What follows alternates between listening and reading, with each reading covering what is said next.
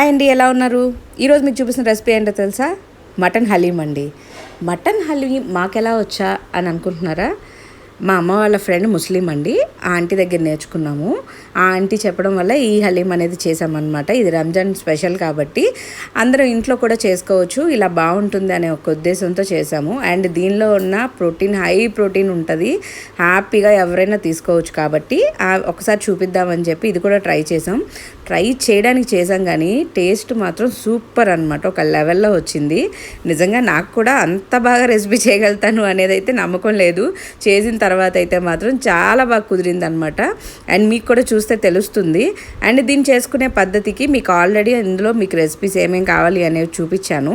ఇందులో వచ్చేసి మనకి శనగపప్పు అండ్ మినప్పప్పు అండ్ పెసరపప్పు అండ్ ఎర్ర కందిపప్పు, మామూలు కందిపప్పు, మినపగుళ్ళు, గోధుమ రవ్వ, వీటన్నిటిని చక్కగా కడిగి పక్కన పెట్టుకోండి, నానబెట్టుకోండి. అండ్ మనం ఇంకొకటి తీసుకొని కుక్కరు, దానిలో వచ్చేసరికి నెయ్యి ఎక్కువ యూజ్ చేయాలండి ఈ ఐటెంకి.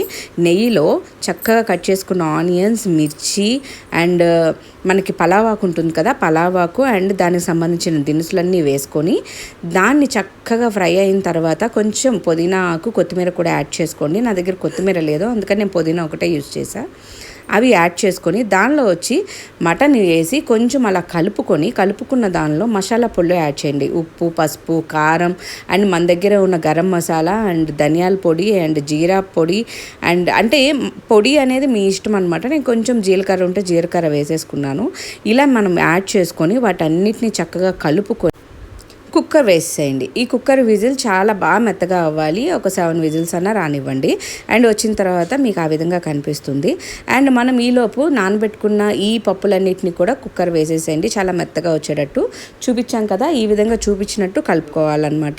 ఇలా కలుపుకుంటూ దీనిలో మనం ఏదైతే కుక్కర్ పెట్టిన మటన్ ఉందో అది మిశ్రమాన్ని కూడా ఇందులో యాడ్ చేయండి. దానిలోనే కొంచెం ఫ్రైడ్ ఆనియన్స్ కూడా యాడ్ చేసుకొని చక్కగా కలుపుకోవాలండి. కలుపుకోవడం అంటే మనం ఏదో జనరల్ పప్పు కదిపినట్టు కాకుండా చూపిస్తున్నాం కదా, ఈ పద్ధతిలో కలిపితే ఏంటంటే మెత్తగా అవుతుందన్నమాట దీంతో పాటు.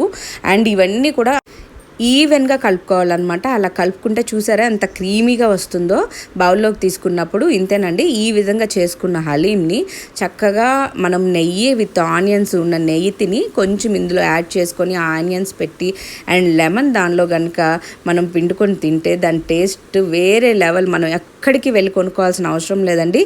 చాలా తక్కువ ఖర్చుతో, తక్కువ ఇంగ్రీడియంట్స్తో మనం ఈజీగా చేసుకోవచ్చు. అండ్ హెల్దీ రెసిపీ అనమాట. ఇది రంజాన్ స్పెషల్ ఫుడ్. అండ్ మా వీడియోస్ మీకు నచ్చినట్లయితే లైక్ చేయండి, షేర్ చేయండి, సబ్స్క్రైబ్ చేయండి. ఆద్వి మాత్రం ఈ ఫుడ్తో చాలా ఎంజాయ్ చేస్తుంది. Thank you so much.